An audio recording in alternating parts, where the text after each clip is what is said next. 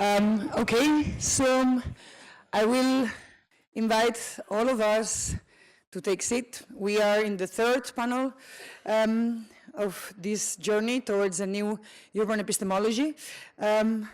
We have Paolo Sirio with us. Hi to everyone. Thanks for having me here. Thanks to Eva. So I don't do architecture, but I do art with internet and big data and technology since a few years. However, I look at something deeper than just technology and big data. So I am looking at the legal, economic, semiotic system too. So just to give you some idea of what I do, so I look at the potential, limit, and conflict of information society. That means that I look how access, distribution, asymmetry of information affect knowledge, and ownership, monetization of information affect economy, and of course how privacy is affected by having information public, private, and so also the notion of transparency and being anonymous, and how democracy is affected by the information flow, and so how it can be enhanced, but how it can be oppressed, and of course governance and law that are working with information structures, and nevertheless also semiology, so how we perceive reality through these new information flows and structures that we are living in. This is very abstract, so let me get a little bit more in the practical terms. So as an artist, I do something very common for contemporary artists.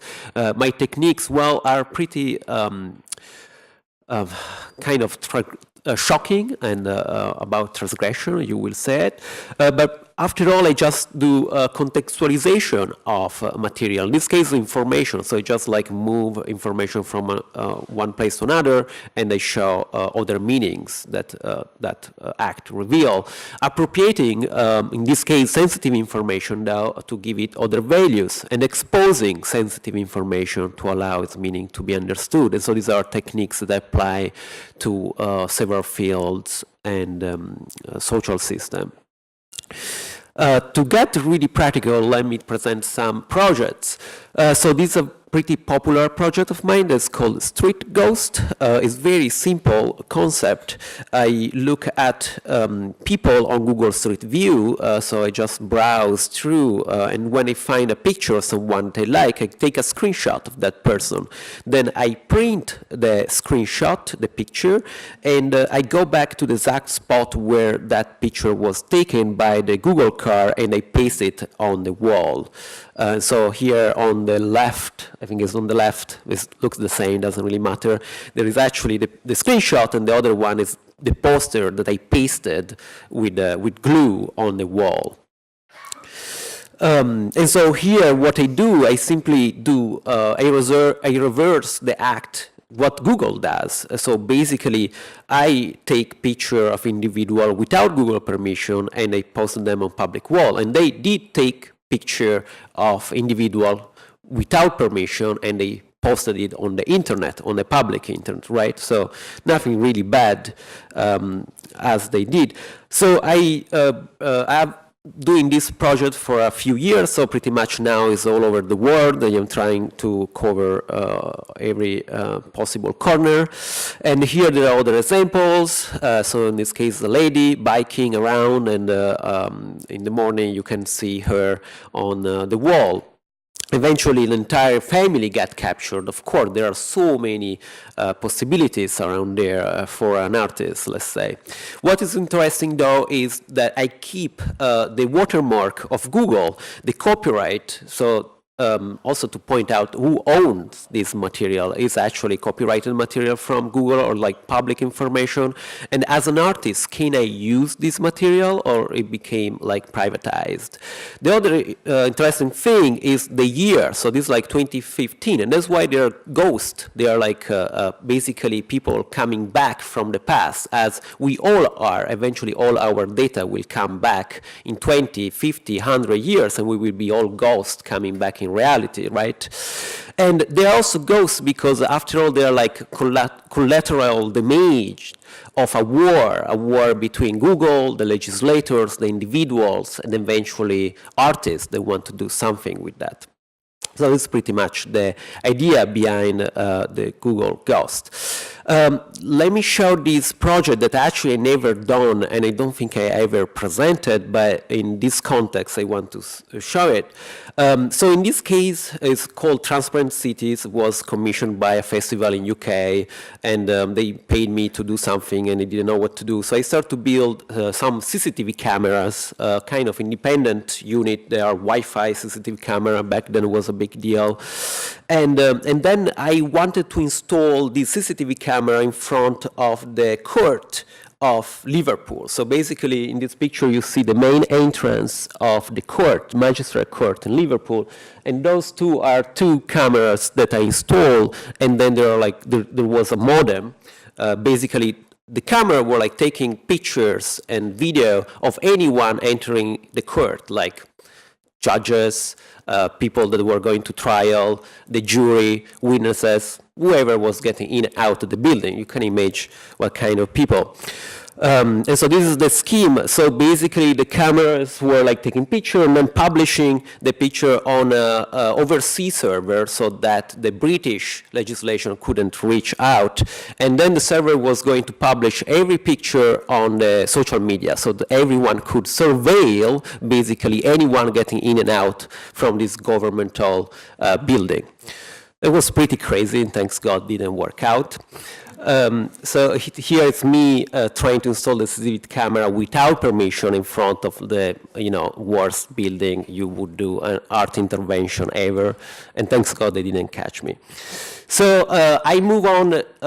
I will talk about how that project became, but anyhow, I move on another issue that's not about privacy, surveillance, or transparency, but it's actually how we distribute information and about how the value, the economic value of information play a role. So in this case, as you can see, this is a newspaper that I was basically printing. So the story is that I was pirating news from the Economist, the Wall Street Journal, and the Financial Times, so financial news, and then I was republishing those news for free. That's why it's paywall, because otherwise you would pay the subscription. And I was also printing a version of this news and distributing for free in New York for a few weeks. So the idea was basically actually trying to get people engaged in crucial information that eventually they don't read about. And so among the several free newspapers that you could find in New York, like Village Voice, you could also find this newspaper that was about financial news. And eventually I wanted to engage people to read those news, to understand the financial matters, and so I was also proposing to pay people if they were reading a news and answering correctly to some question about the news. And this is like the entire thing. So this was basically questioning how people can access information if eventually they cannot afford a subscription of these newspapers. And even if they can afford, eventually they don't understand how, and they are not interested in that. So how do you engage people in this kind of information? So how do you distribute this information on the ground, eventually directly on the sidewalk? So briefly, another project that's really internet art in a way, so there is no physical materialization of this, but I wanted to show this because it has to do with the cartography and geography, and it's more relevant today. So 4 years ago, during the presidential election, when Mitt Romney and Obama were racing for president, I was harvesting everyone that was like tweeting about the US election. So at the end of the day, I collected over 1 million people that tweeted, had like a hashtag, or like they were saying something about Obama or Mitt Romney. And so then I rated all these people through an algorithm that basically were like, counting how many hashtags and so on. And then I could also locate these people throughout all the country. So here we are looking at this screenshot of this guy that is 74% left wing. This is my algorithm that say that. And he was, I think this is like I don't know exactly where it is displayed, but you can see the map, exactly where he was staying that time when he tweeted. And then the picture of him that probably today is like having a job, is not drunk in college. But here the point is really about social bubbles and how you can locate social bubble and how you can target social bubble and how you can use it for gaining voters eventually. And so that's actually what Trump did 4 years later, really working this out and understanding where, the Democrats are, the Republicans are, and targeting them as social bubbles. And this project was, a provocation, of course, but was also trying to break the social bubbles, because eventually you can tweet to this person and say, hey, look, I see you, and I know where you are, and I know what you think, let's have a conversation. And it's probably not going to be a good conversation, but at least they talk. Okay, here we are looking at a selfie of the director of the NSA, Michael Rogers. So in this case, the selfie was on a poster, a street art poster, and pasted on a public wall of London. Here it's from the picture where basically he met this guy, and this guy wanted to have a selfie with him, so he just took the phone. As you can see, it's a selfie, and they say, hey, smile, and this end up on Twitter. And eventually, I was monitoring the social media for months to look at anyone that was like tweeting or posting stuff of NSA, FBI, and CIA people. And so I keep doing that, and this is a post on Facebook where this lady eventually meet this guy that eventually is a very important figure of the NSA, Keith Alexander, and we probably can say that they were in a date or whatsoever. Seems pretty exciting meeting. And here his selfie also end up on a wall in Berlin and throughout other cities. This is the director of the FBI, James Comey, that probably you heard about. He has been on the news for so often now. And in this case, it's also very interesting. He's like in the backstage in the green room of a conference, right? There is a sheriff in the room, and the sheriff is very excited, so he takes a picture of him while he's like looking at something else, and that's like, like a little bit sad or like thinking about his own stuff. And so this picture also became a street poster, and this is actually Lower East Side, where his sad picture like come on the wall, and it's pretty much exposed to everyone.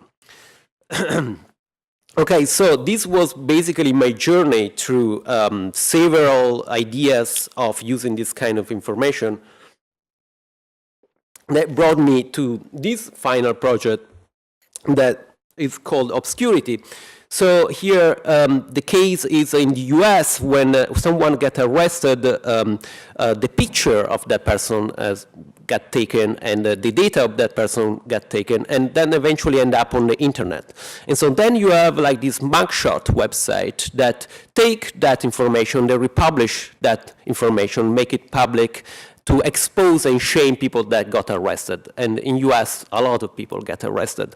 And then this mugshot website, they try to charge this unfortunate person to remove that information. So it's a pretty complex issue.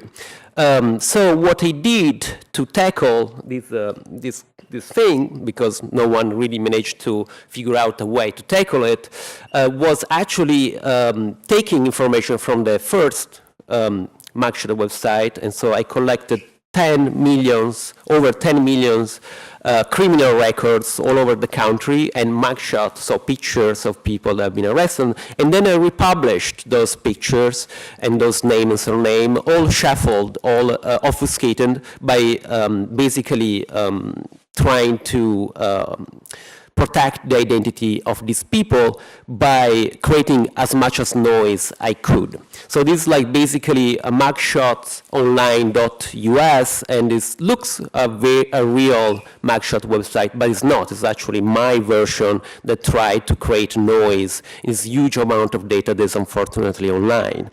So, and also the pictures are blurred out so that you cannot actually recognize the person. However, if you can see in this screenshot, this is another website that I cloned as basically for mugshots.com. There is some sort of data that is accurate. So here we are looking at someone that was white, that was arrested in West Virginia on that date, and eventually we could also know the criminal records on this profile. But the name and the surname and the picture is not actually that person. So you can still like hold accountable the law enforcement for how many people they arrest in some particular part of this country and for what and in which day. But you cannot identify that person, so that that person is not stigmatized, or the criminal record are attached to that person forever. And so this is a big question, and it's like about what we want to have public and what should be private and what should be transparent to make this system accountable and so on. So here now I am promoting a particular privacy policy to let people remove some sort of information from search engines. That is something that in US is not possible. And there is way more to talk about it. But let me have a conclusion that's quite theoretical, and it's a conclusion for myself too, in a way, because at the end of the day, what I am talking about is about information ethics, and so this definition, a relationship between the creation, organization, dissemination of information. So it's pretty much what I have been doing.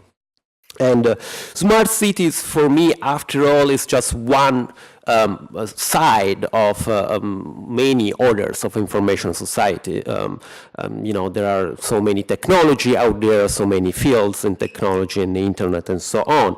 But what I think is important here is measuring the ethics, and so the ethics of this intervention that I do, and the way I measure them is by measuring the exposure, the withholding, the participation, the coercion, the freedom and control of information. And I don't like also to oversimplify, polarizing this such of like social complexity. So when I talk about surveillance, privacy, for me they are completely two different things. And when I talk about transparency and access, those are also very two different things. And to understand that, I think it's very important to understand the context, and so where information is located, distributed, accessed, rated, and used. And so measure information ethics in context with changes throughout interconnected primary infrastructure, and by infrastructure I consider law, economy, culture, social norm, politics, media, technology, geography, and they are all network of relations that are changing constantly. And so at the end of the day, questioning and measuring, discussing information ethics, it makes to develop and evolve these information ethics themselves that has much to do with human rights in these days. And that's the end.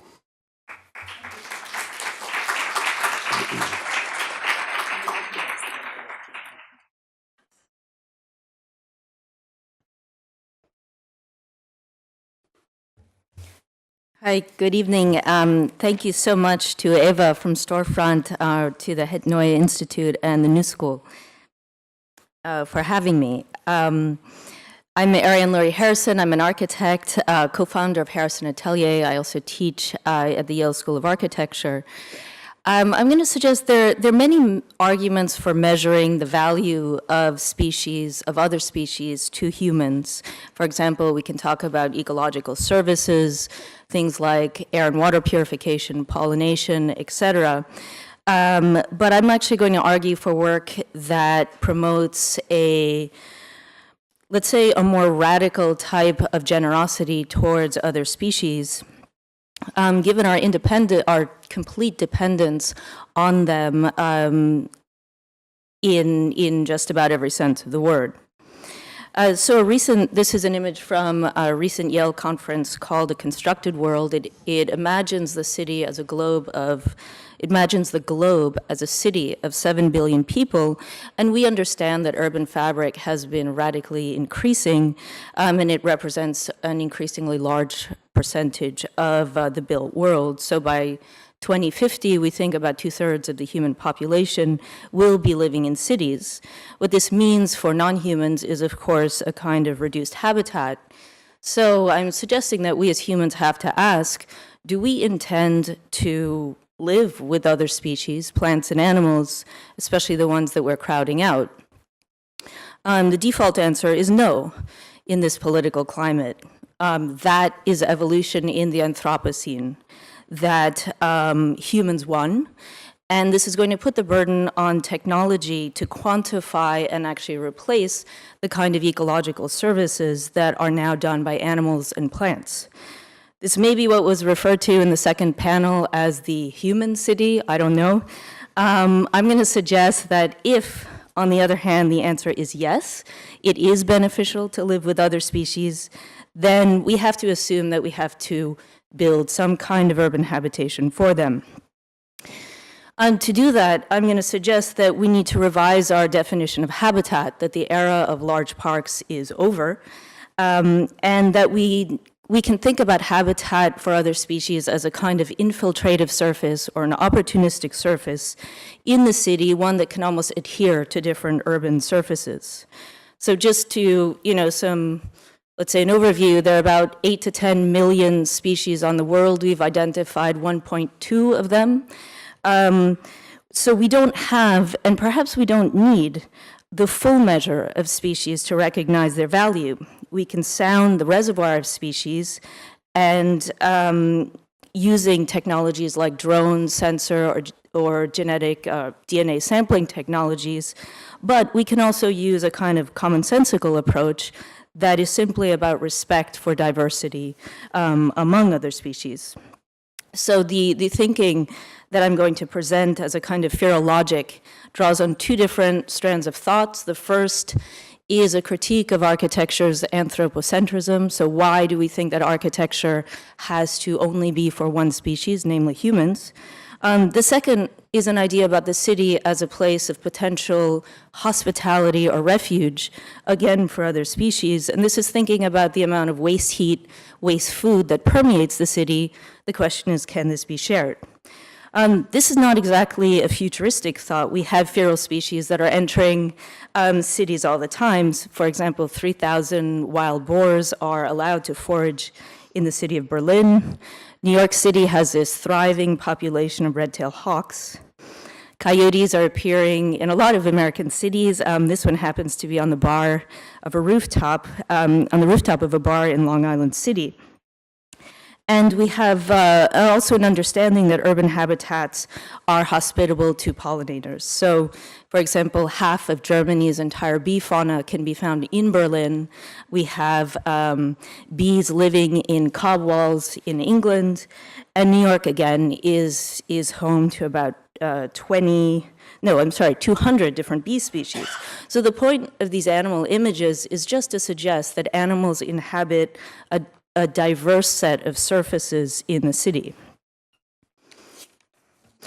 Also, I'm going to argue that in the urban imaginary, from Piranesi's ruins of Italian cities, ruins that you can see are sheltering animals as well as beggars, to the city of Gotham, with its guardian perched high above, there is a feral logic. This logic is that the many diverse surfaces of the city can be potential living spaces. I'm going to backtrack just a little and suggest our interest in this topic grew out of an anthology for Routledge. This was studying post-human architecture that is really trying to accept the reality of a world constructed and conditioned by humans. And I was looking for examples in architecture that extend this technology to other species. Certain projects that I looked at, like the landscape architecture firm Scape did a project called Oyster Texture This project was in pilot form when I wrote the book, but now it's being developed at a dramatically different scale to protect the coastline of Staten Island. So our architecture firm has been drawing on this research and working through this problem of the human-animal relationship in a number of media. I'll show a couple. The media range from performance to pavilions to panels. And I will go pretty quickly through this. I'd say first we started tackling the problem of the food animal, and this inspired a 2013 performance called Veal. This performance was focused on the industrial processes that we use to really grow our food animals, and on the environmental consequences from these concentrated animal feedlots. So the feedlots gather many animals together, create huge quantities of manure. The manure is put into pools that are typically open. They regularly flow over into water bodies that creates pours of nitrates into water and creates things like algal blooms that choke out other forms of life. For us, the question wasn't just how do you measure this instrumentalization, because we know we kill about 9 billion land animals for food every year in the US alone, but how do we almost give voice to this instrumentalization? So what we did is just try to evoke the life cycle of an industrialized animal as part of a sequence of instruments/installations. And what you see here in the foreground is a series of bagpipe veal instruments, the performer, and then a backdrop of this projected digital feed of feces, animal parts, etc. And this is a clip from the performance.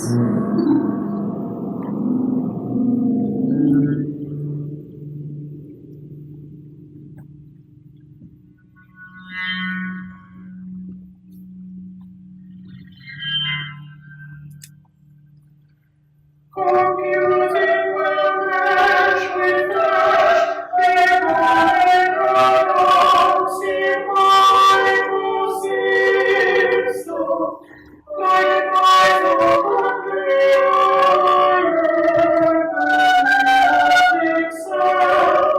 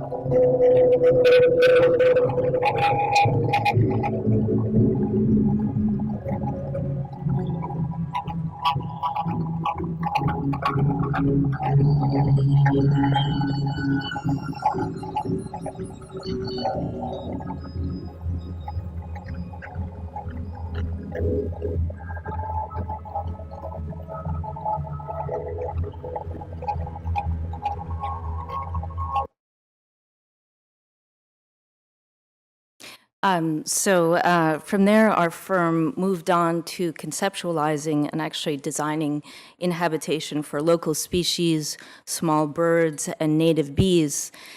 This is not about building a better bird box.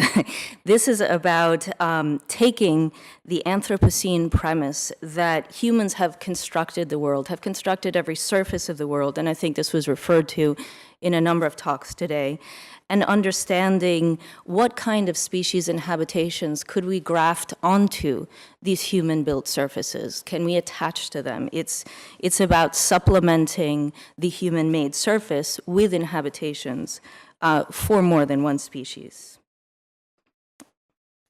Certain examples of this would include a pavilion that we developed to provide shelter for humans and for solitary bees. These are mason bees for which we developed these. You see this thorny surface in the paneling. that actually acts like an entrance canopy to shelter the bee as it comes into its home, if you will, its nest. These bees, just for the record, they're extremely effective pollinators, and because they don't make honey, they don't have stingers. So they're actually good neighbors too. Another aspect of our work is of course the wall. The wall is a terribly important surface for us. It's plentiful in the city, and we're asking, can it be used more opportunistically, again, for a larger number of inhabitants? We obviously think yes, and we've been working on a paneling system that you can think of almost like an inhabited rain screen. You see in the section drawing a number of cavities. Some of the cavities are for birds. Some of them are for insects. Again, solitary bees is what we've been focusing on. And the panels themselves have apertures that are sized, again, to their specific inhabitant. This is actually important for birds. It's one of the ways that we can protect them from different predators. So there's certain sets of logics in the aperture size and in the cavities. And we developed this into cast concrete panels in a small pavilion at the Claremont Historic Site in upstate New York. And then refined it for a proposal. This was a proposal for the Architectural League. This was for their folly competition. We were trying to refine how these panels could work by adding what we called plumbing. So you see the back of the panel has a kind of system of grooves. What this was designed to do is to channel water along the back of a panel, ideally help flush out the nests of some of these cavity-dwelling birds. Why we want to do that is because a lot of these birds, they clean their nests about every 15 minutes when they have fledglings. They clean them of fledgling feces, and this is often when they get killed by predators. So, you know, internal flushing actually is a kind of a life-saving aspect to these panels. And then a diagram suggesting the way that the pool on the top captured water and trickles down along the back of the panel. Now, this is clearly a work in progress. We're refining the panels, making them of thinner concrete, lighter weight, deeper cavities. And again, the way that we want to refine this work continues to think about the inhabited surface, a surface that's almost encrusted with program or inscribed with program. And this model, I think this was referred to a little bit earlier, but this model of the encrusted surface is a model that we know from biology. We know that our gut is lined with microbes, that this surface can be a very productive biome for microbes. So I'm suggesting that this feral logic of the inhabited surface is important. It's valid across a number of models, but it does fight, let's say, the hygienic appeal of the smooth facade and opens us to new possibilities for architecture. And I feel like there's been a refrain in talking about the smart city and a number of critiques about its hygienic aspect. I would certainly be aligned with that critique. One of the possibilities that the urban surface opens up for us is that it could constitute a new habitat. So researchers such as the biologist Dustin Partridge, who took this photo, focus on measuring the different kind of species that appear on urban roofs. What he's found is some 200,000 insect species, over 100 species of migratory birds. That's interesting, but what is more interesting is that a lot of the species he's found are not found in urban parks. They aren't found in our normal park surfaces. So it's an argument that the rooftop and the urban rooftop at that does constitute a distinctive new habitat for other species. So I'm going to conclude very quickly with two visions for the city. One vision of using urban surfaces much more opportunistically to provide other habitats for species. And I'm going to suggest I'm going to suggest that the feral logic of the inhabited surface, in turn, can produce a much more dynamic and visceral understanding of the productive diversity that makes up our city. Thank you.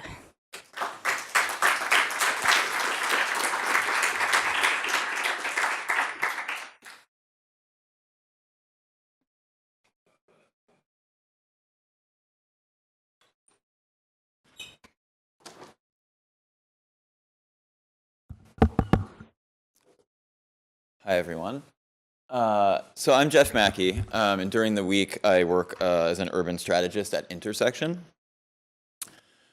I'm here today to tell you that basically today buying things has become an increasingly complicated affair. This is an example of buying mobile devices, and there's actually websites that will sort of walk you through the process and allow you to see different offers according to different criteria. That's on the left. But the thing that's interesting is once you've figured out which, of course, that gets equally as complicated with different choices. And my assertion is that there are a rise of startups that are focusing on two things. One is subscriptions, and the other is bundles. And both of these have been around for a while. I'm not necessarily saying it's a new thing. I'll come back to that in a minute. But these are cash flow friendly for the businesses. The businesses know how much business they're going to get. They know what the revenues are going to be, so they like it. But it requires you to make a commitment. And the way that this sort of connects to smart cities is basically that even, that A, it's true for cities as well, that same kind of logic, and B, even professionals make mistakes.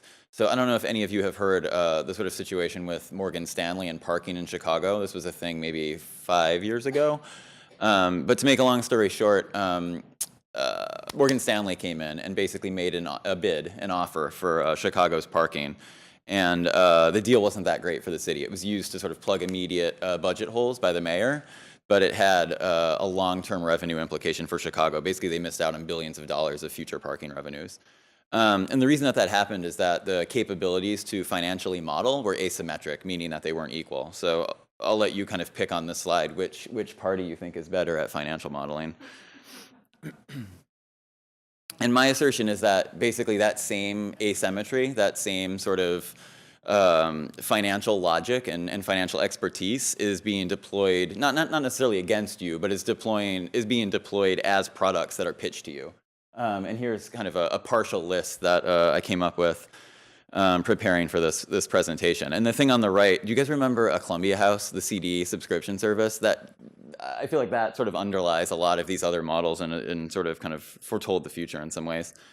And all of the things on the previous page operate under what I'm going to call poker logic, which is essentially a gamble that you must take to place a bet and then see where the cards fall. And the cards are your behavior, and the bet is your payment for a subscription. And too often, my assertion is that is sort of informed by your gut. And obviously, this is our favorite gut-led decision maker. And I'm here to tell you basically that most of the time, your gut is wrong and the deck is stacked. So it's not even really a fair poker game. Why is that?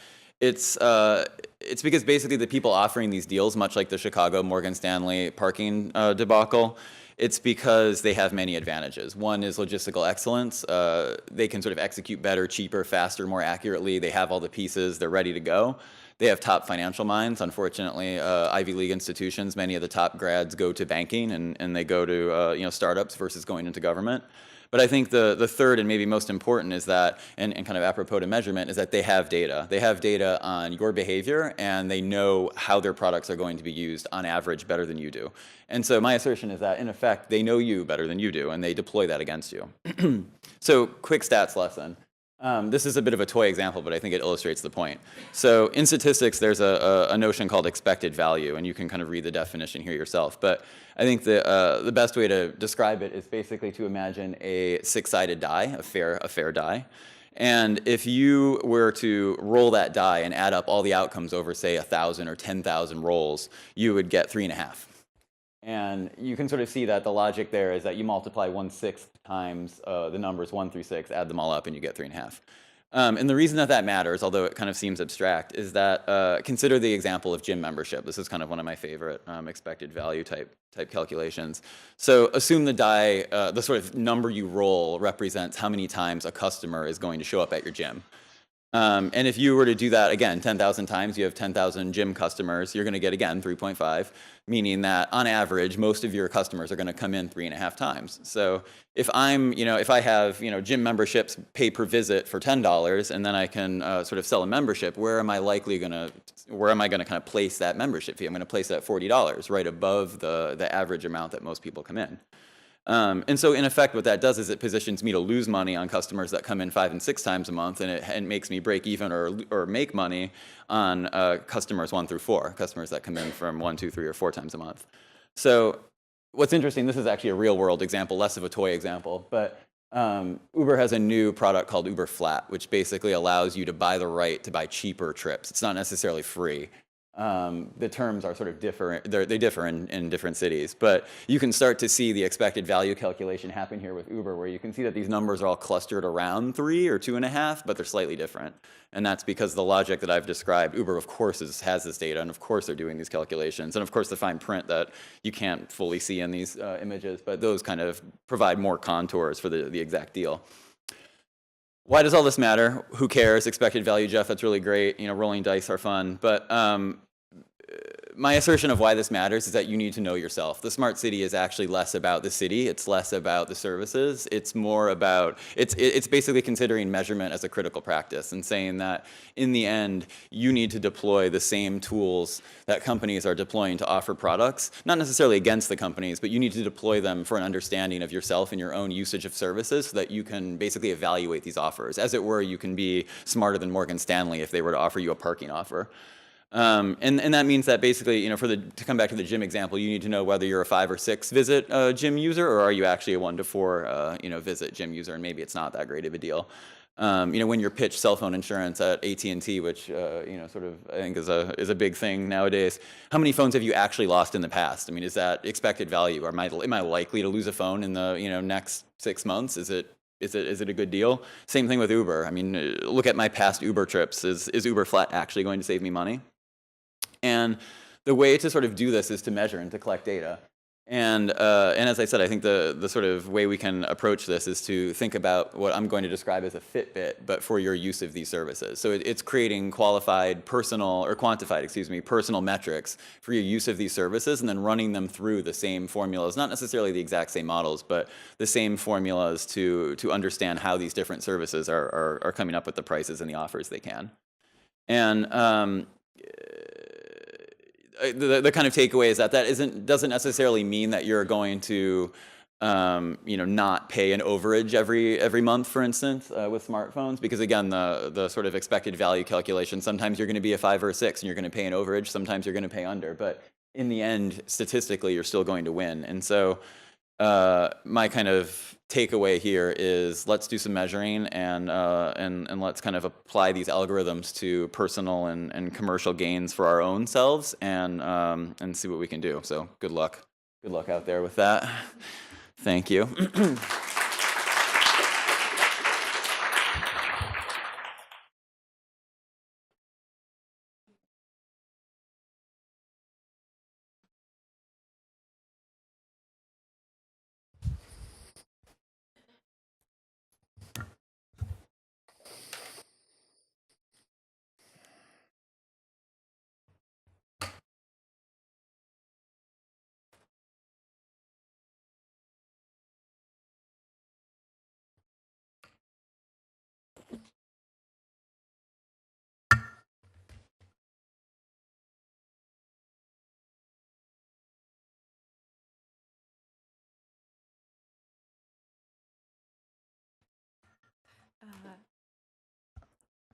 Hello, everyone. So I'm going to talk about a couple of ideas that I'm interested in relation to calculating the city and computing various things about cities, societies, and especially energy. So one of the things that I've been exploring in my practice is the impact of factors that are causing the society and cities as well to be uncomputable, actually, ultimately. So obviously we're living in times where it seems that everything can be computed with algorithms, and I've been for many years now exploring various situations in which this is actually not true, because certain phenomena that happen in complex systems such as society or the urban fabric are actually still, at least at this point, uncomputable, because there are so many factors playing into them. And one of these factors are fictions and phantoms. So thinking about cities, the beginning of the creation of cities around 5,000 years ago, when small bands of humans started to form larger communities, the main reason that contemporary anthropology is giving for that the beginning of this phenomenon was that some kind of overarching fictions were found, and these fictions could be shared with larger groups of people that never met. And these three types of fictions that enabled this overarching narrative were identified as laws, gods, so in other words, religions, and money.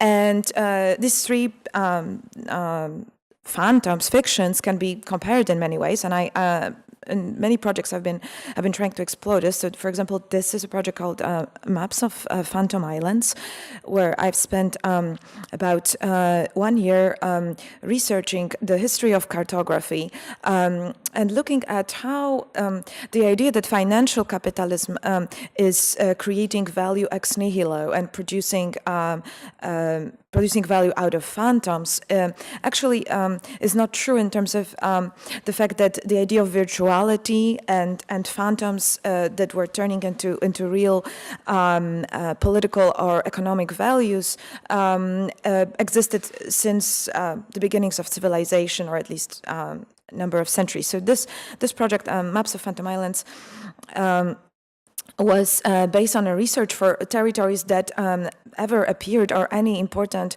political or economic world maps.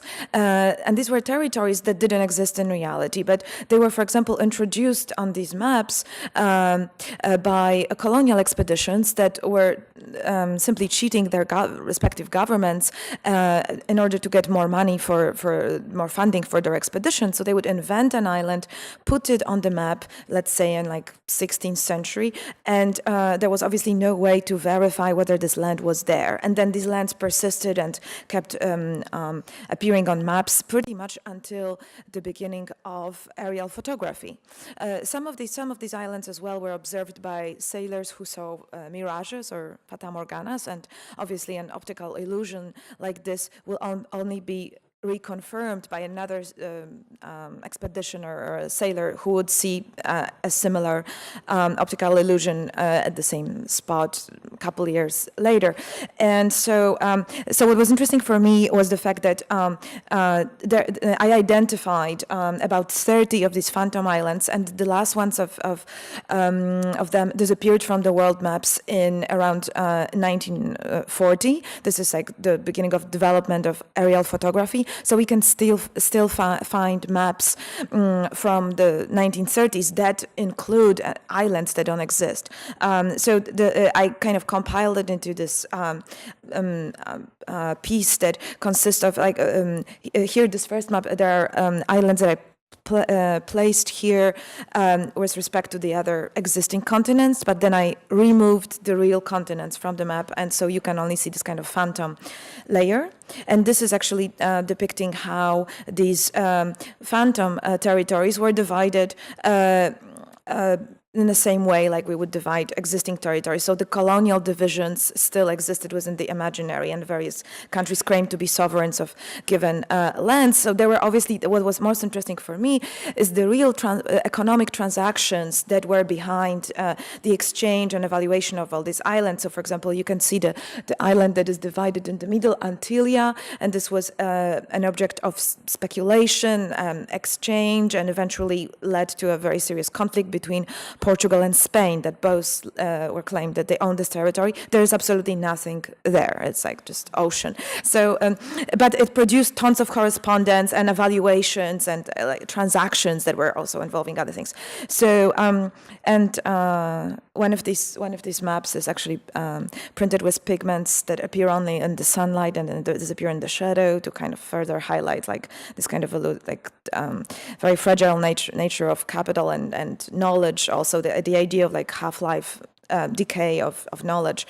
These are fragments of the archive where I actually collected fragments of real reproduced maps from the beginning of cartography that depicted this non-existing islands. This is another project that also kind of draws on this idea of virtualities, and this series is called Air Rights, and these are basically levitating sculptures. So they are levitating meteorites, and they are related to both the concept of air rights, that's especially important in New York, like how this parallel market of air rights, so technically, like, you know, from my point of view as an artist, it's like a materialization of the concept of Marcel Duchamp of selling air in a bottle, so selling empty space. And it's so interesting to me how this became like a parallel market. But on the other hand, there are a lot of other markets that are being explored that are kind of like extraterrestrial territories, like meteorites and asteroids that are now being proposed to be mined. So actually, some of these photographs were used recently in Süddeutsche Zeitung for the magazine for an article that this newspaper published about mining asteroids, and they asked me because actually they were interested that I'm working around these subjects, and this is already happening. So there are 3 companies that are trying to mine asteroids for gold, aluminum, uranium, and other things. This is another, so coming back to this initial idea of like how the 3 factors that allowed larger groups of people to form cities and larger communities. So this is a project called the Currency Converter. And as in many of my projects, I try to create this kind of quasi-scientific, exhaustive presentations of a given parascientific territory. So in this case, I explored currencies, and I got interested in the fact that especially in urban areas, in areas touched by crisis, such as, for example, recently Argentina 10 years ago, or Greece currently, or but also impoverished communities, people living on food stamps in America, or prisons, or like small impoverished communities in various cities, there is a kind of a return to currencies that have like a material base that are, so we're living in a times obviously in the beginning of the end of money, like the abandonment of the gold standard, and obviously the existence of the digital currencies, Bitcoin, Ethereum, and so on. But at the same time, the economies touched by crisis, and especially urban economies, are starting to circulate objects that are just this kind of hard carriers of value. And so I decided to compile together any objects that were ever circulating, again, mostly in urban environments, that before the invention of actual banknotes, or during the existence of banknotes and coins, but that were not real money, but that were used as a currency, up to today, when we have observable return to these currencies. And my research was, among other things, inspired by my exchange with Franco Bifo Berardi, the Italian operaismo philosopher, who tried to do this experiment in the city where he's teaching in Italy. I think he persuaded the local mayor, this is a small town, to do an experiment to abandon money completely and to see what's going to happen, like how people are going to behave. And so what happened is that, so there were they were just experimenting and looking at how people are going to respond to this when there will be no money and there will be other systems that people could self-invent. And what happened is that it turned out that the use of some sort of carriers, especially physical carriers, is probably somehow hardwired in all of us, because people started using bus tickets to just have like a mark to make a note, to have even though there were existing systems systems that were allowing them not to use it. But so basically, so this project showed some of the most interesting currencies that appeared in the States in the past few years, like for example, the Tide currency. This is the Tide detergent that you can see in the middle, which is this emergent phenomenon where many people, drug dealers in America and thieves and sometimes also very poor people living on food stamps started to use Tide detergent that was, for example, stolen from small stores because large supermarkets started to buy it back. They for some reason they are buying it back, and they don't really care about the origin, who is bringing it, as long as it's a number. It's like some recycling sites would buy back trash. So this is actually happening. So then Tide emerged as this new currency, and there have been a couple of interesting articles in the New York Times about something called the Tide currency. So and this in this same picture you can see this candy on this bottom shelf. So this is the candy that started to circulate in Argentina during the recent crisis, where many small stores ran out of coins, and people still wanted to, like small stores wanted to give people change, so they started using candy and Tootsie Rolls of various kinds, and then this Tootsie Roll started circulating between people. So and this project was juxtaposing things like that, and obviously like other objects, like for example crates. This is a crate showing, like as you may be aware of, there are institutions called free ports where artworks are being stolen, and they're actually used as a currency. They never leave the free ports, and they are just used to do some shady transactions that are conducted without cash, with just moving crates from one room to another, let's say between drug dealers or other like different entities. So I juxtaposed this more contemporary currencies with other objects that circulated at different points in time. From the first one that is the oldest known currency, that is a so-called rye stone. So these stones were used in contemporary Philippines territory to and they were mined in one quarry on one island and then brought to another island. And very often people would be injured or even die during the transportation because the stones were gigantic. And so the value of these stones was calculated on the basis of how many people died or were injured. And so this, and also very often the stones would drown, and still they would change owners even if they were buried at the bottom of the ocean. So this idea of like virtuality in terms of circulation is kind of embedded in currency. So a lot of these objects have like interesting history, so including human life, like human skulls.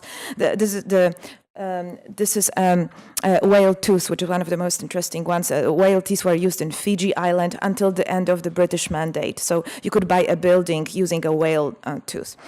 So just to, and this is accompanied by this map that depicts all these currencies, all these objects that were used as a currency from ancient times till today.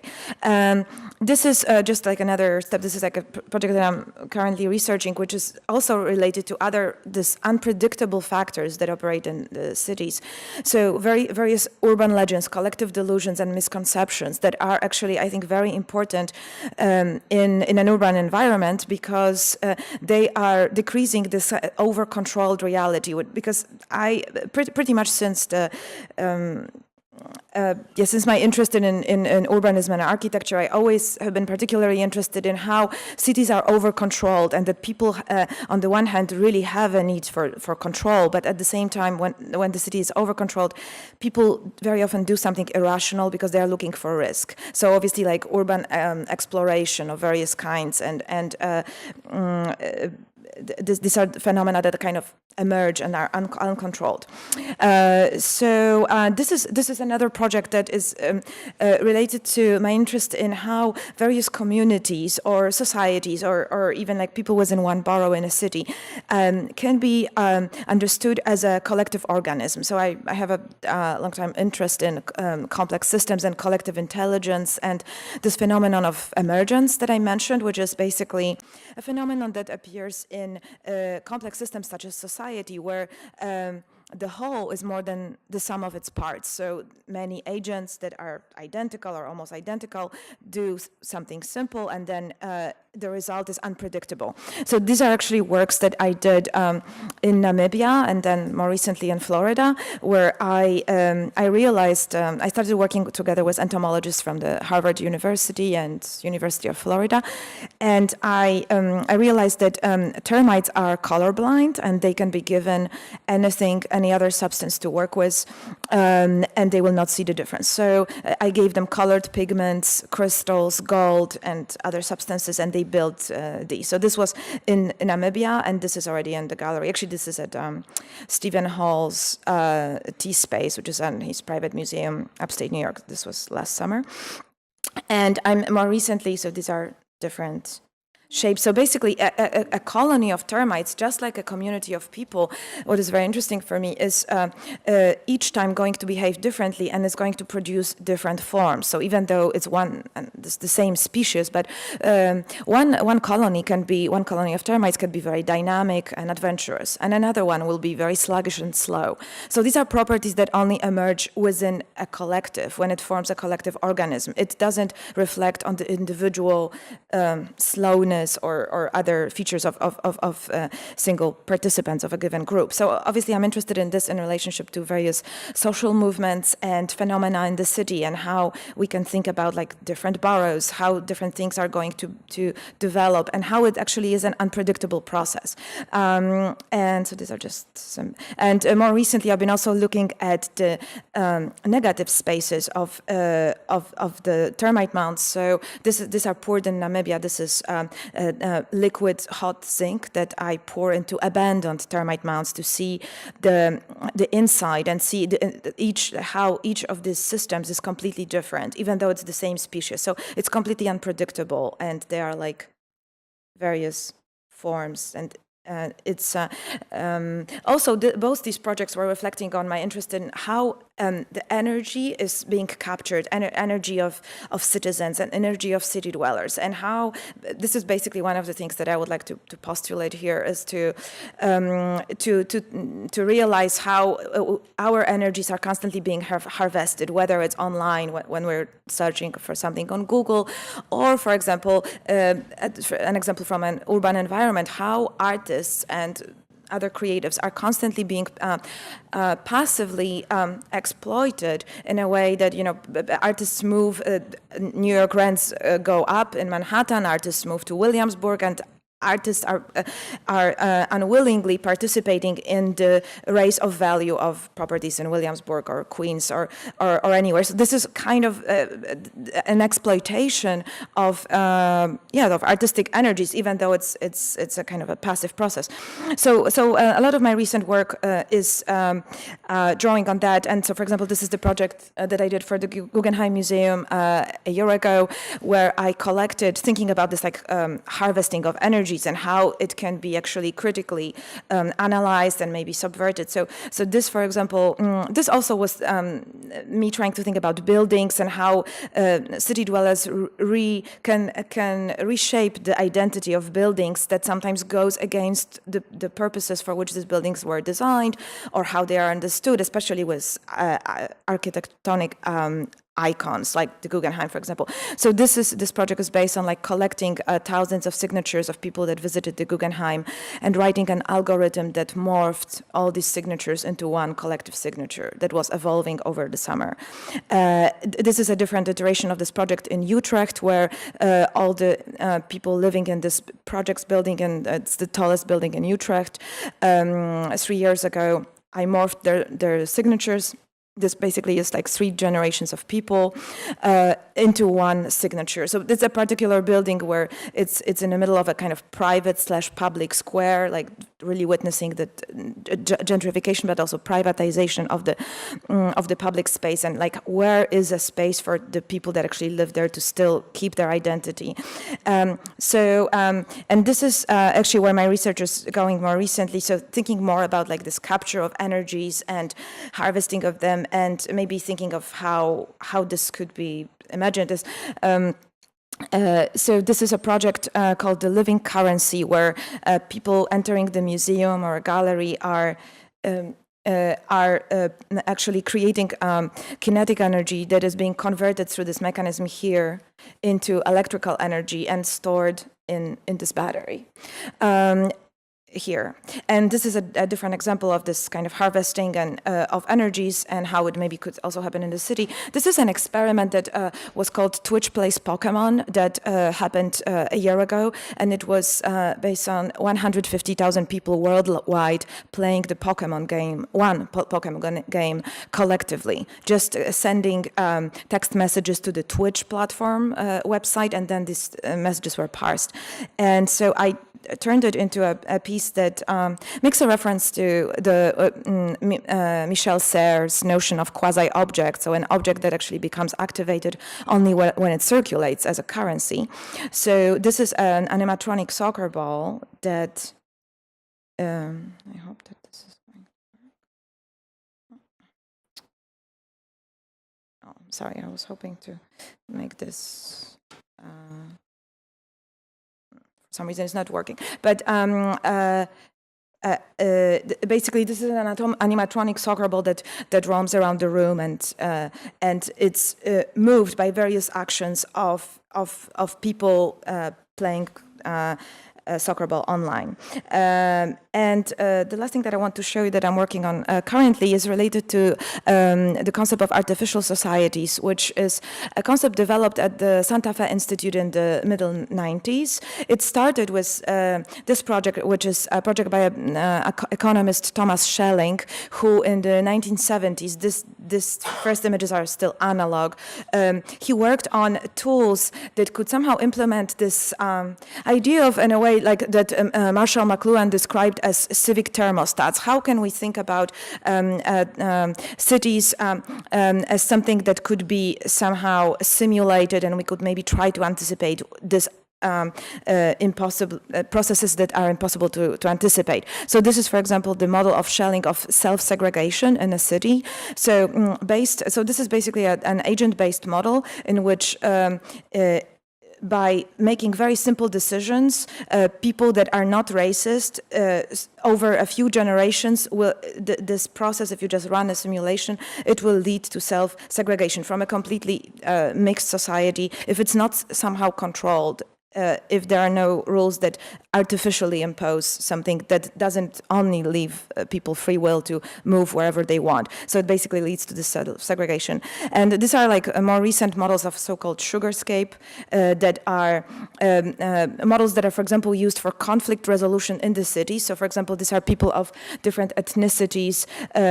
Let's say, for example, Israeli and Palestinian, they are green and blue in this model, and the red dots are situations when a conflict erupts, and the black dots are where peacekeeping agents are being placed using these models and simulations. So basically it's a new branch of science that has existed since the 90s and only more recently is starting to be used in like conflict resolution and to regulate somehow the urban fabric. So I'm currently working on some projects around that, but at the same time I'm pretty much being critical of all these like simulations that are being developed without people.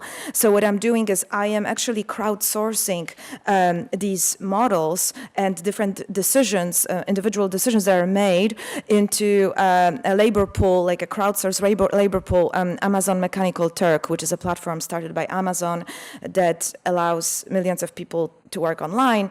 But in fact, it's a very exploitative platform in most cases. So I created a system of bonuses that allows for any worker to be paid afterwards if, for example, the work gets sold. So in a way, these workers working all over the world on these digital platforms are animating evolution of this society. So they are being paid for it. So in a way, it's kind of realizing hypothetically this idea about universal basic income, that is some minimal amount of money being paid for just mere participation in a society. And so I'm trying to twist these models. And I think I'm going to stop here. Thank you.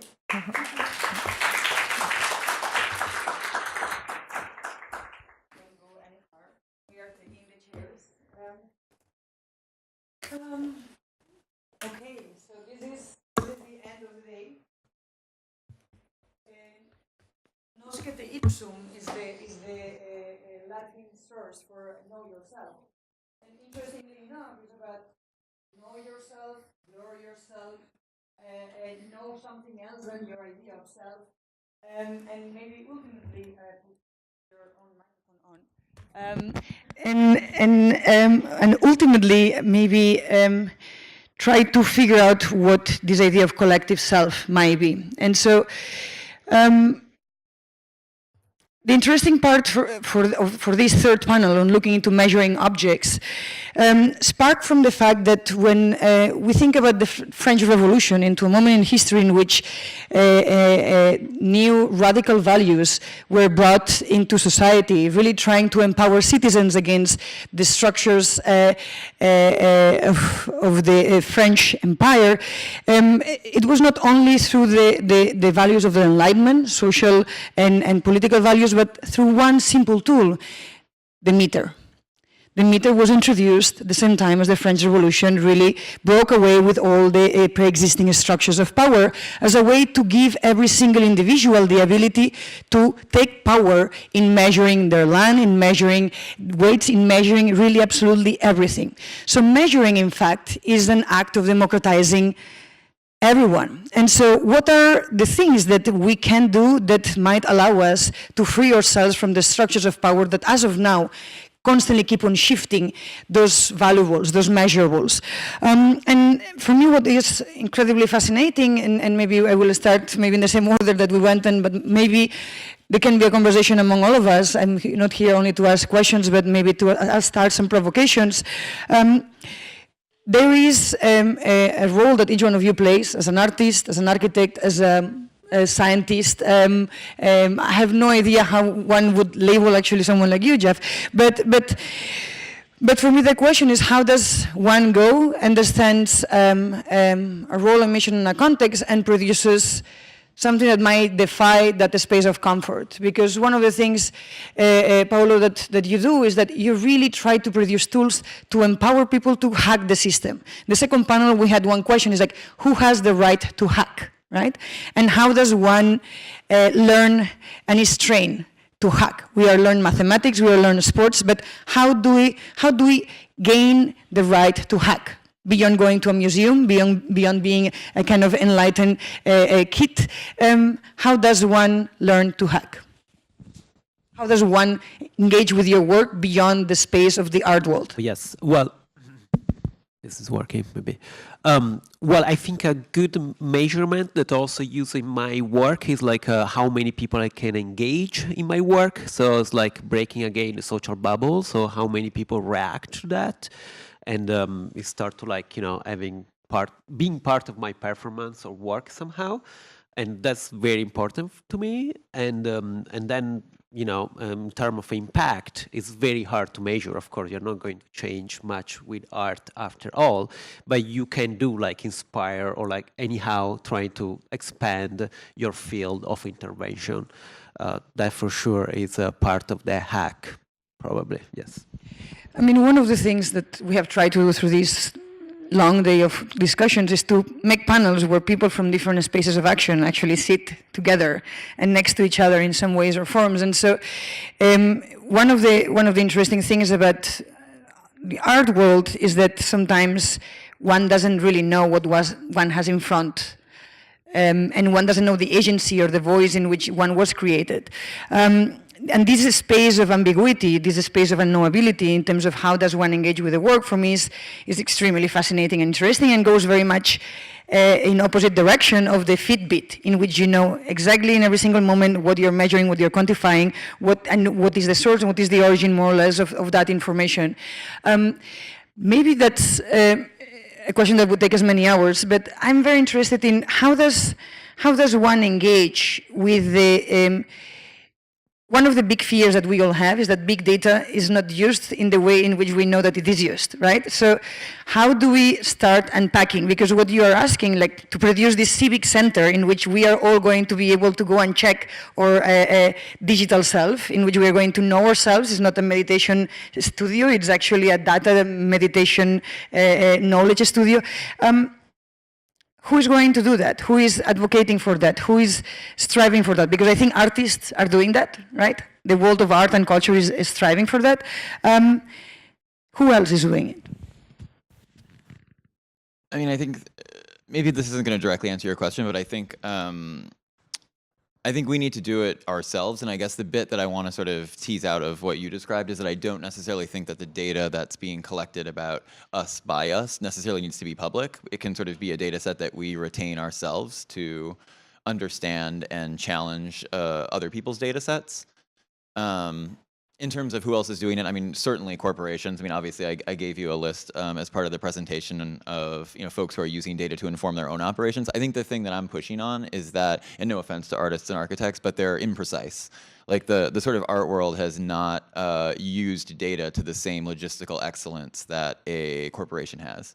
I mean, think about it as like an oil company or, a gallerist. It's like, the oil companies, they can just like execute. I mean, that's what they do, and that's how they get something that's very difficult to extract out of the ground.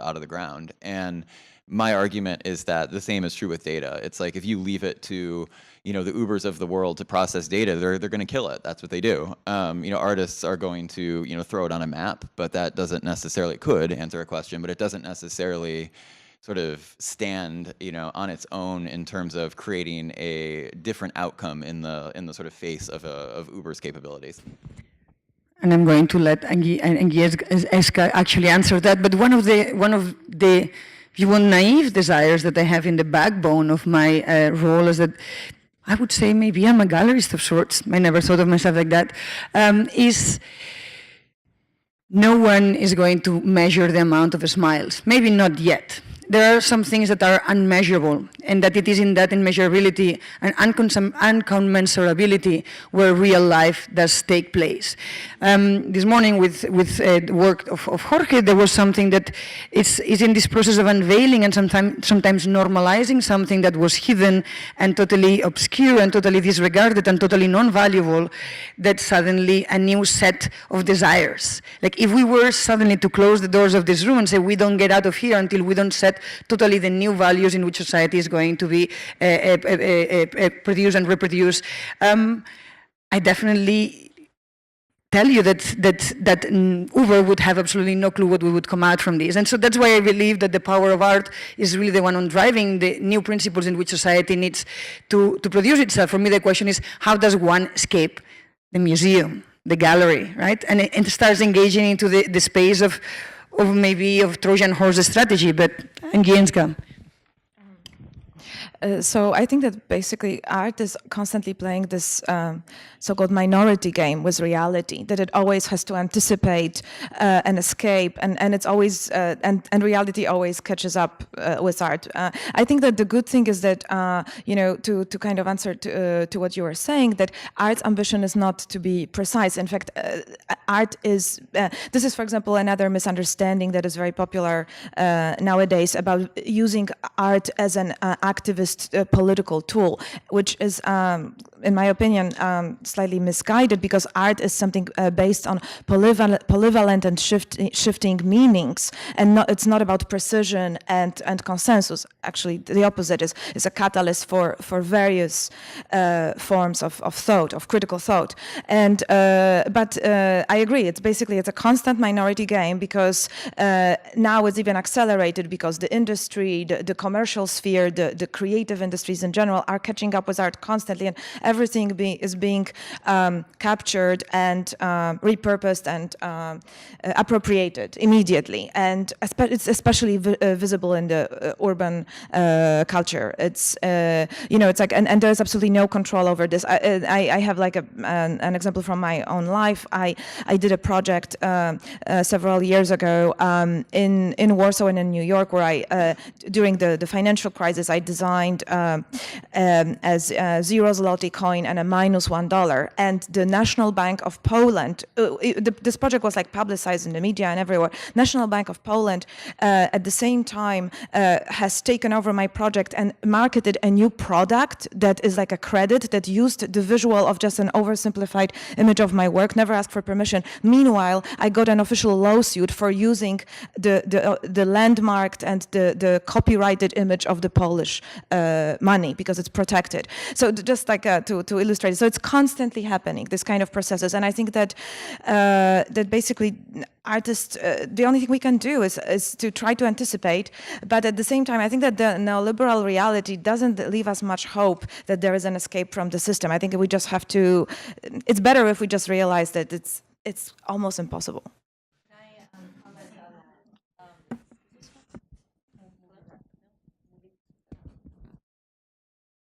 Yeah, I'd like to comment on what you just said, that art is not to be precise, because I feel like during this whole conference, tackling the smart city, one of the things that has emerged in every panel is the variety of intelligences that have to do with things that are not quantifiable. So if I just kind of go through it, we had atmospheres, intuition or sensual, superstitions, geomancy. Like, she didn't really describe that, but necromancy is the art of raising the dead. So geomancy is some kind of magic. You know, there is something certainly not quantifiable in that term. Then we had all kind of terms about seams, interruptions, hackability, redlining, and I feel like throughout this conference we have been discussing modes of knowledge, modes of intelligence that are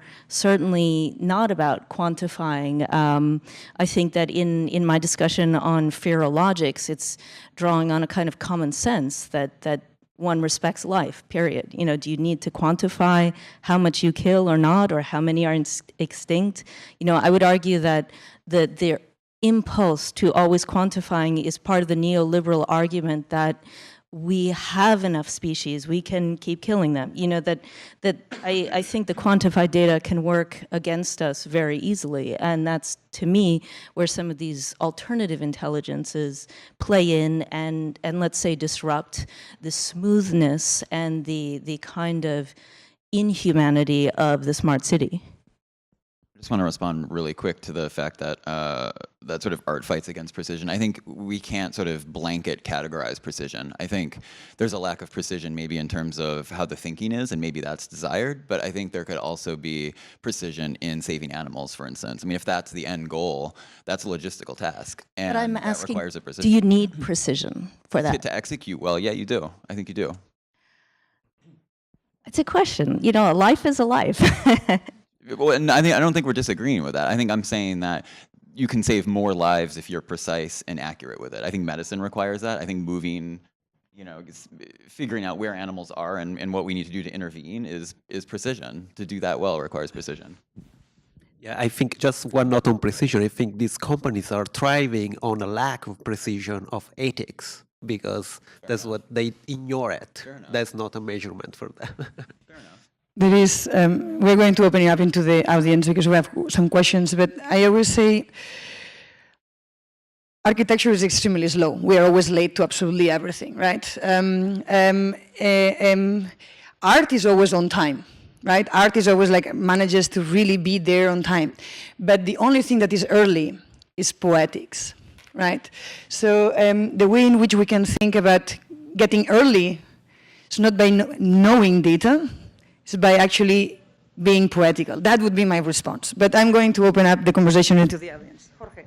I just wanted, I love the presentation, so thank you. And I just wanted to ask you a little bit about, I think a subtext of a bit of the conference or the discussion about smart cities is maybe an old word of the mid-century, which was social engineering.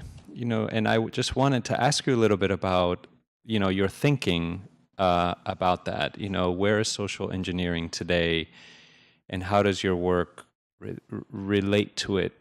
Yeah, that's all. Aimed at me, wow. Okay. Okay, fair enough. I'm happy to take that one. I mean, I'm going to bring it back down to an understanding. I think by engaging with these models, we can understand how they work. I think it's easy for us on the outside, and this isn't directed to you specifically, but it's easy for us on the outside to make assumptions about how certain things work and what the sort of values are inside of a corporation. As somebody who sits kind of on both the critical side outside and then also sits in on these very same, some of these very same meetings as part of my professional work, I think the answers would surprise you. I think the people inside the doors of, sort of organizations that we think are, kind of engineering us, like they're more aware of this than you think, and I think they're more, I'm not going to go as far as say altruistic, but I think they're more sensitive and want to be careful with this stuff than you think. And I think the way that we can kind of check that as basically you're sort of guaranteed to not take me for, or not take my words on their face to sort of verify yourself is to engage with the things that I'm describing in terms of, running these models yourself, as it were, and seeing what result you get, and then what result you kind of see in the world, and asking yourself why those are different if they are. Yeah, it's funny you mentioned social engineer because it's now a tactic that hackers use pretty often when they don't actually use a laptop or computer, but just a phone and talk to people to get the password or whatsoever. And in my work, I do that too, and actually spend most of the time thinking about how engineering the performance, engineering the kind of reaction I will get. I didn't show all the projects, but I already expect what kind of reaction I will have, kind of legal, threats, or like who is going to write me, what they're going to write me, and how long the performance is going to be online before they shut down, or whatsoever, the risk, the legal risk I am taking. So this is all part of the project or the artwork, if there's an answer.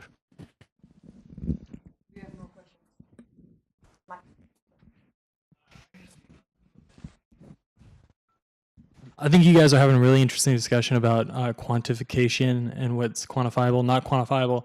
And I'm wondering does big data actually become post-quantification when it's a big data ecology? And I guess to visualize that, in terms of the kind of the edge of something quantified. We look at a building and we say, okay, here's the edge of the building, but then as was one of the presentations presented, there might be animal habitat on the edge of that building in its surface, like encrusted to it, that wasn't intended for it to be there, or in this case was intended. So what is that? Is it possible that we're entering a kind of paradigm of big quantification that is actually doesn't have to be quantified, but is instead like real time, it's ecological? I think that I would suggest yes, because that's why I mentioned again this problem of species, that we really don't know how many species are on the Earth. And that number of around 10 million, and the fact that we've identified 1.2 or so, can be used, it can be used to say, wow, we have so much work to do to identify all these species and understand our environment in a deep way. Or we can say, there are so many species, who cares if we kill some, or a lot? Or all we have this infinite reservoir. And I think that's where, to me, the ethical question and the kind of gut intuitions, the alternative forms of intelligences that we've been referring to, perhaps they could even function like a kind of check. Like you can use a spreadsheet as a check to make sure that you're not getting scammed with this kind of insurance deal if you're someone who never loses their phone. But is there a kind of gut check, a kind of ethical gut check, that we know certain things about our environment and we know them without having them be quantified?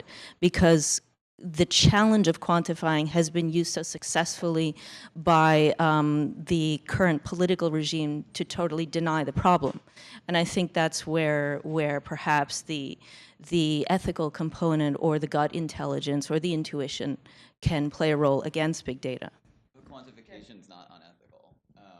No one Hold on, absolutely. but the tools that are being used by the current regime don't throw out the tools.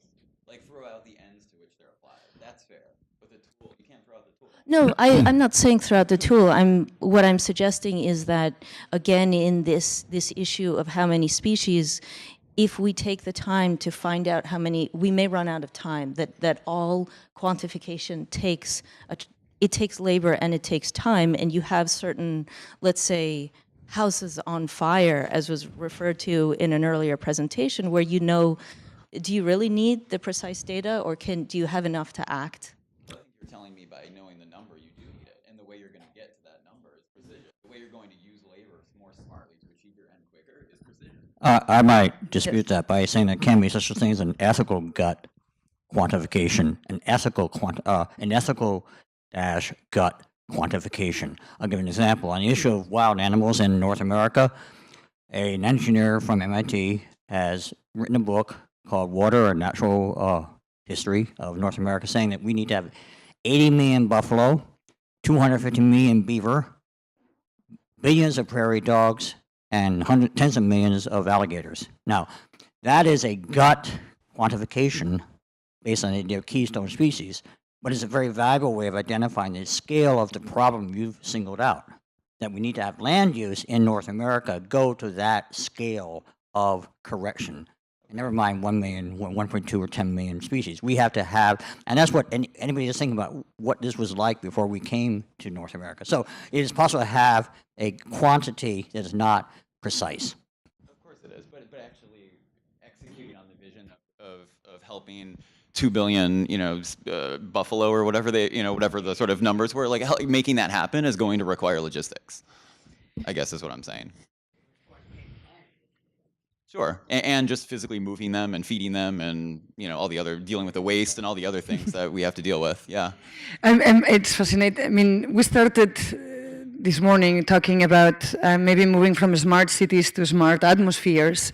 And somehow suddenly, I think today it might enter my memory as the day in which I saw gut to be disregarded in a PowerPoint presentation, right? Someone who really pretty rationally believes in gut as one of the decision-making platforms. And so I'm actually very seduced by the fact that gut now needs to be disregarded, right? When in fact it's the only thing I had left. I've accomplished my goal here. No. And so the question here, and I always have a second thoughts in front when I have Paolo or I have Jeff or Ariane or Angelica. I was like, what's their second agency, right? What is their second role in their contribution and participation in this forum? And so the idea of a gut intelligence or the production of unknowable spaces or feral areas or blurred zones that allow us to really operate in and identify what before maybe were called SIM spaces, I think is extremely important. This conference or this series of conversations today were really produced in order to try to really open up and break out from this smart cities rhetoric of optimization, data, knowability, quantification, to really see where the things have a friction.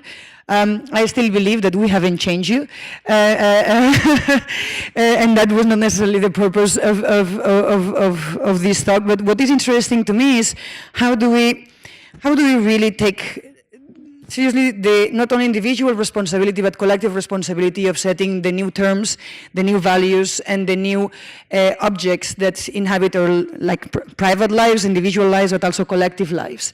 And I think with that said, I will give you, each one of you, some closing comments, and then we can easily move out. So, Paolo, it's your turn. That's what I was trying to present, that now I am focusing on this privacy policy. So I am take a break from the art world and I dedicate on like more activists, just because I feel that it's the right thing to do right now. That's it. I think I'll be honest. I'm up here in part arguing for a perspective just to be provocative. I think the real perspective I hold is much more of a hybrid. I think there are parts in my life where I think what you sort of describe as feral and what I would kind of say, and these are not the same thing, but the magical is more interesting to me. And then I think there are other parts in my life where precision is interesting, again, as a tool kind of against precision being deployed against me. I would just say I think we need both, and it's not an either or.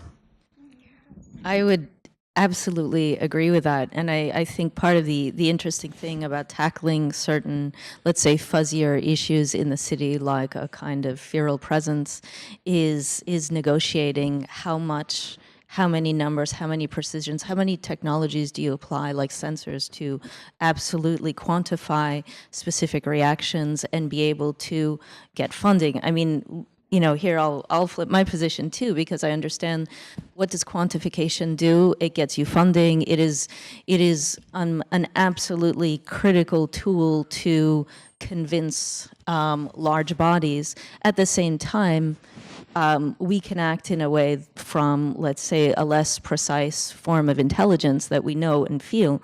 And so I would agree. It's the two combined, and I think in everyone's work we blend those two.